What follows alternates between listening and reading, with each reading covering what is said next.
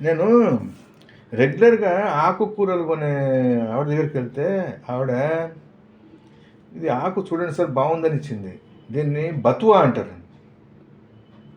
మనకి దక్షిణ భారతదేశంలో తక్కువ గానీ, ఈ సీజన్‌లో చలికాలం వచ్చిన కొద్దీ, పెరిగిన కొద్దీ చలితో పాటు ఈ ఆకుకూర లభ్యత కూడా ఎక్కువ పెరుగుతూ ఉంటుంది. తగ్గితే సమ్మర్ రాగానే తగ్గిపోతుంది. దీన్ని ఉడకబెట్టి చూసారు కదా ఆకు, ఇది ఆకండి బతువా.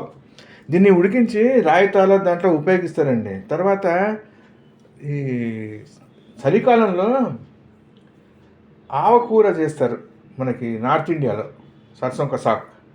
దాంట్లో పాలకూర కలుపుతారు. పాలకూర బదులు కొన్ని చోట్ల ఈ ఆకును కూడా కలిపి సర్సోం కా సాగ్ చేస్తారండి.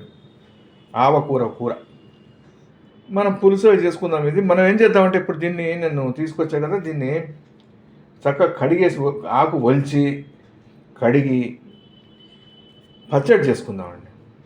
అయితే దీన్ని నేను మన ఆయుర్వేద డాక్టర్ నరసింహాచారి గారికి దీన్ని ఫోటో పెడితే చాలా మంచిది ఆకిది, మంచి హెల్త్ బెనిఫిట్స్ ఉన్నాయి దీంతో అని ఆయన వాయిస్ ఇచ్చారండి. ఆ వాయిస్ కూడా నేను పెట్టాను దీంతో పాటు పెడతాను, మీరు తప్పకుండా చూడండి. చూసిన తర్వాత నేను దీనికి కావాల్సిన పదార్థాలు అవి నేను చెప్తాను. అంతలోపల ఆకు అది ఒలుచుకుంటాను, మీరు తప్పకుండా చూడండి. చూసి ఎక్కడ దొరికితే మటుకు తప్పకుండా తెచ్చుకుని వండుకోండి. బతువా ఆకును చూశారు కదా. రుచి నేను దీనికి ఏం చేస్తానంటే, మన పండు మిరపకాయ వేసి చేస్తాను. పండు మిరపకాయలు లేకపోతే పచ్చిమిరపకాయలు వేయండి, లేకపోతే ఎండు మిరపకాయలు కూడా వాడండి. నేను ప్రాసెస్ స్టార్ట్ చేస్తాను. ఒకసారి దీన్ని ఒలుచుకుంటాను, మిగతా విషయాలు చూద్దాం. ఈ లోపల మీరు ఛానల్ని సబ్స్క్రైబ్ కూడా చేసుకోండి, వీడియోని షేర్ చేయండి, ఒక లైక్ కొట్టి రండి. ఈరోజు మనము ఒక మంచి ఆకుకూర గురించి తెలుసుకుందాం. దీన్ని జనరల్గా హిందీలో బతువా అంటారు. అంటే నార్త్ ఇండియాలో చాలా ఫేమస్ అని ఉంటాయి. చాలా దివ్యమైనటువంటి ఔషధ ఉపయోగాలు కలిగినది. ఇందులో ఏంటంటే మంచి ప్రోటీన్స్, విటమిన్ ఏ, సి, కే, అలాగే మన శరీరానికి కావాల్సిన ఖనిజాలు, కాల్షియం కానీ మెగ్నీషియము, ముఖ్యంగా ఐరన్ అనేది చాలా ఎక్కువగా చక్కగా ఉంటుంది. దీనిలో ఉన్నటువంటి పీచు పదార్థము మన జీర్ణశక్తిని కాపాడుతూ జీర్ణశక్తిని కూడా పెంపొందిస్తూ ఉండి మలబద్ధకాన్ని నివారిస్తుంది. అలాగే వైటమిన్ సి అది ఉండటం మూలాన రోగ నిరోధక శక్తిని పెంచుతుంది అన్నమాట. అంతేకాకుండా ఈ బతువా అనేటువంటి ఆకుకూర యాంటీ ఆక్సిడెంట్గా పనిచేసి తర్వాత శరీరంలో ఉన్నటువంటి వాపులు, అంటే నీరు బట్టి వాపులు అలాంటివి కొన్ని వస్తాయి అనమాట. కాళ్ళ వాయటం, అలాగే గుండె దగ్గర వాపులు అలాంటివి ఉంటే వాటిని కూడా తొలగిస్తుంది. ఆక్సిడేటివ్ స్ట్రెస్ అంటారు, దాన్ని కూడా తొలగిస్తుంది. అలాగే రెగ్యులర్గా దీన్ని ఒక ఆహార పదార్థంగా మనం ఉపయోగిస్తే ఈ లివర్, ఎందుకంటే లివర్ అనేటువంటిది ఒక power house of the body అంటారు. రకరకాల విష పదార్థాలు చేరి దాని యొక్క పనితనాన్ని మందగిస్తూ ఉంటాయి.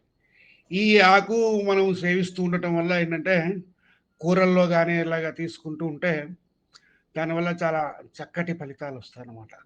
సో అలాగే మనం ఈ బతువా అనేటువంటి ఆకుకూరని రోజు మనము ఏదో ఒక రూపంలో పొడి కూర కానివ్వండి, పచ్చడి కానివ్వండి, వడియాలు కానివ్వండి, ఈ విధంగా పులుసు పెట్టి కూర, ఈ విధంగా రోజు తీసుకుంటూ ఉంటే, ముఖ్యంగా చలికాలపు సీజన్లో కనుక దీన్ని తీసుకుంటూ ఉంటే మన ఆరోగ్యం చాలా చక్కగా మరింత మెరుగుపడి శరీరానికి బలాన్ని, తర్వాత వ్యాధి నిరోధక శక్తిని కలిగిస్తుంది.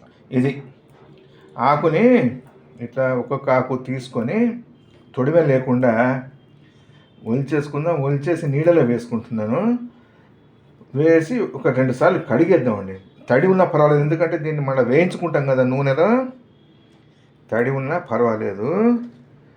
రైట్, నేను అన్ని ఆకులు ఒలిచేసుకొని నెక్స్ట్ స్టెప్ అది చూపెడతాను. మీరు డాక్టర్ గారు చెప్పింది విన్నారు కదా అండి, అది లక్షణాలు, దాంట్లో ఉన్నటువంటి ఆరోగ్య లక్షణాలు. కాబట్టి తప్పకుండా ఎక్కడ దొరికినా సరే తెచ్చుకోండి. దొరుకుతుందండి, ఇప్పుడు హైదరాబాద్లో కూడా మీకు దొరికిపోతుంది. మన మార్కెట్లో కొత్తపేట రైతు బజార్లో అక్కడ మీకు దొరుకుతుంది. రైట్,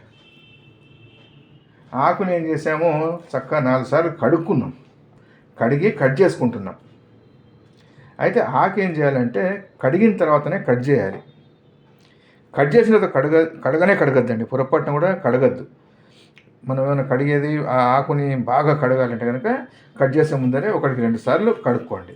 తర్వాత ఈ ఆకు మీకు ఫలానా ఆకు కావాలి, పర్టికులర్ ఆకు కావాలి అంటే రైతు బజార్లు ఉంటాయి కదా, దాంట్లో అమ్మేవాళ్ళు ఉంటారు. వాడి దగ్గర పోయి చెప్పండి, ఏ రైతు బజార్ అయినా సరే, వాళ్ళు ఊళ్ళో నుంచి వస్తారు, ఫలానా ఆకు కావాలని స్పెసిఫిక్గా చెప్తే, ఫోటో చూపెడితే వాళ్ళు ఖచ్చితంగా మీకు తీసుకొచ్చి ఇస్తారండి. ఆ ఊళ్ళలో వెతికన్నా తీసుకొస్తారు. కాబట్టి మీకు దొరకదు అన్న సమస్య ఉండదు. ట్రై చేయండి. మనం కట్ చేసుకున్నాము, కట్ చేసి రెడీగా పెట్టుకున్నాము. నా దగ్గర పండు మిరపకాయ ఉంది, పండు మిరపకాయ వాడుతున్నాను. లేదా పచ్చిమిరపకాయలు ఒక 3-4 పచ్చిమిరపకాయలు కారాన్ని బట్టి వాడండి. లేదా ఎండుమిరపకాయలైనా సరే, ఒక 4 ఎండుమిరపకాయలు. నూనె ఒక 3 చెంచాల నూనె పడుతుంది. ఒక చెంచా శనగపప్పు, 1 టేబుల్ స్పూను ఆవాలు, ఉప్పు ఒక 1/2 టేబుల్ స్పూను, పసుపు ఒక 1/4 టేబుల్ స్పూను, చింతపండు ఒక చెంచా గుజ్జు పడుతుందండి. ఒక చెంచా గుజ్జు, పెద్ద చెంచాతోటి చింతపండు గుజ్జు, మినపప్పు, ఇంగువ, మినపప్పు ఒక చెంచా, ఇంగువ కొద్దిగా అండి, ఒక 1/2 టేబుల్ స్పూను, 1/4 టేబుల్ స్పూను ఇంగువ, ఒక 1/4 టేబుల్ స్పూన్ అంతా మెంతులు. ఇవి సింపుల్గా కావాల్సిన పదార్థాలు. నేను పొయ్యి మీదకి ఎక్కిచ్చేస్తాను, రండి. నూనె కాగిపోయింది. మెంతులు, ఇంగువ, పసుపు, మినపప్పు, శనగపప్పు, ఆవాలు వేసాము, వేగుతుంది. వేగంగా ఏం చేద్దాము, ఎండుమిరపకాయలు 2 వేస్తే, పచ్చిమిరపకాయ నేను పండు మిరపకాయ చూపెట్టా కదా, అది ఒకటే ఉంది, ఒకటే వేసుకుందాము. ఒక 2 ఎండుమిరపకాయలు కూడా వేస్తా. ఫస్ట్ ఎండుమిరపకాయలు వేసిన తర్వాత పండు మిరపకాయ వేస్తాను. చింతపండు రసం కూడా పిండేస్తాను మధ్యలో. చింతపండు రసం వేసి ఒక్క సెకండ్ ఆగి ఏం చేస్తాం, ఆకు వేసేద్దాం. వేసేసుకొని ఆకు పచ్చి వాసన పోతుందండి, వేయించుకుందాం. 1 నిమిషం వేయించేసుకొని ఉప్పేద్దాం. ఉప్పేసి మిగతా కార్యక్రమాలు చూద్దాం. మనకి పచ్చివాసన వదులుతుంది. 1 నిమిషం ఉప్పేసేసుకుందాము. ఉప్పేసుకొని ఒక్కసారి అండి, 1 సెకండ్ మనకి, అంటే సెకండ్ అంటే త్వరగా ఇది పచ్చివాసన వదిలిపెట్టేస్తుంది. గ్రైండ్ చేసుకుని వద్దాం. గ్రైండ్ చేసుకుని వచ్చి ఇంకోసారి వేయిద్దాం, ఇంగు వేసి. మళ్ళీ ఇందాక గ్రైండ్ చేసే ముందర మనం వేయించుకున్న పాత్రలోనే 1 చెంచా నూనె వేసి 2 ఆవాలు వేసాం, కొద్దిగా ఇంగు వేసి ఇది గ్రైండ్ చేసుకున్నటువంటిది పచ్చడి వేసేసుకుందాం. వేసి ఒక్కసారి అటు నూనెలో వేయించేసుకొని దింపేసుకుందాము. పచ్చడి రెడీ అయిపోయింది. వేడివేడి అన్నంలో, చపాతీలో సూపర్ ఉంటుంది. రైట్, మీరు కూడా ట్రై చేయండి. ట్రై చేసి తిని రుచి ఎలా వచ్చిందో కామెంట్ చేయండి. మరో మంచి వంటతో మళ్ళా కలుద్దాం. థ్యాంక్స్.